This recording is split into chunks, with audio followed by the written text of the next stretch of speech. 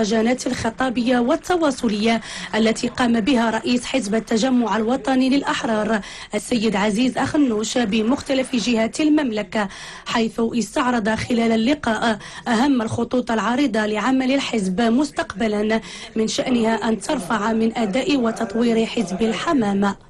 وفي الحقيقة جبنا واحد التوجه استراتيجي ديال تنزيل نظام جديد باش يمكن نتفاعلوا مع الاعضاء ديال الحزب وكذلك مع المواطنين اللي بغاو ينخرطوا في المستقبل.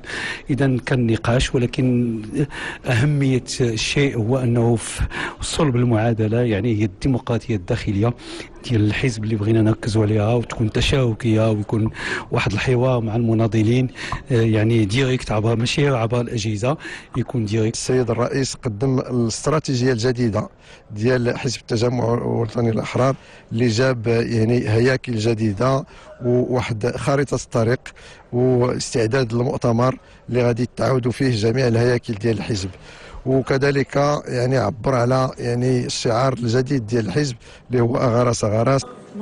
وفي حديثه عن تشكيل الحكومة المقبلة يوضح السيد عزيز أخنوش: احنا كنبنيو مع السيد رئيس الحكومة إيجابيا، يعني بشوية بشوية باش نلقاو معه الطريق إن شاء الله في المستقبل لإيجاد حل الحكومة. ومن أجل تنظيم هياكل الحزب وإعطائه دينامية جديدة تم خلق شعب محلية على مستوى الدواوير والأحياء وتوفير 13 منسقا جهويا، بالإضافة إلى خلق منظمة الشبيبة ومنظمة المرأة التجمعية.